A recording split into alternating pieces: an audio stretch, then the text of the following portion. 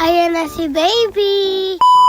Ngayong araw nga pupunta tayo sa DocAid.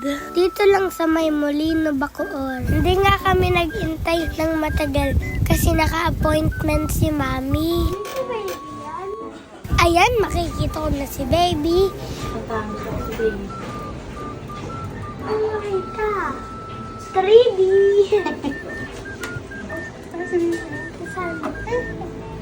Ilong, kita ko yung ilong niya. Lagi niya nga sinusup-sup yung kamay niya eh. Hindi pa kasi kumakain si Mami ng lunch. Nililikot nga siya para magising. Naantok ata. Malikot siya kanina.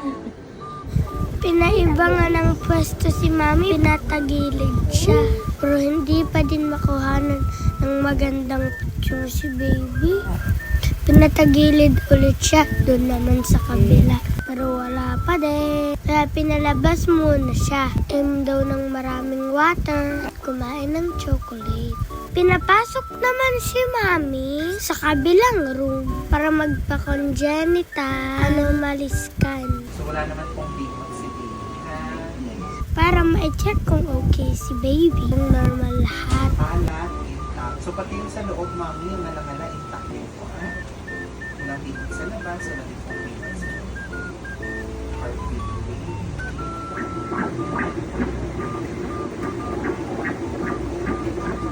Heartbeat po ha. Heartbeat is 147. So yung 147 po ng heartbeat, that's normal. Balik naman tayo dito sa 4D scan. Baka gising na si baby. Busog na.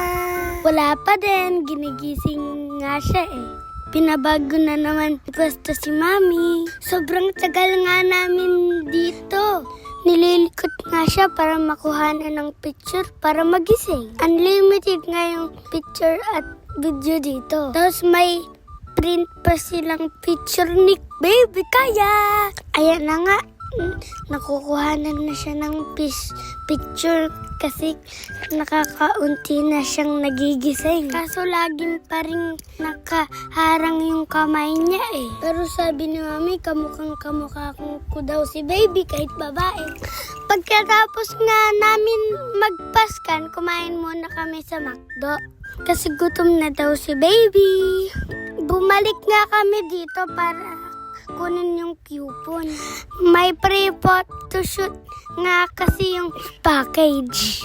Pumili na nga din si Mami sa ipapa-picture picture frame. Mamaya na nga na lang kukunin na Mami yung soft copies. Kasi naka-appointment na kami sa appointment shoot. Photoshoot. Photoshoot. Yan lang guys. Tapos na.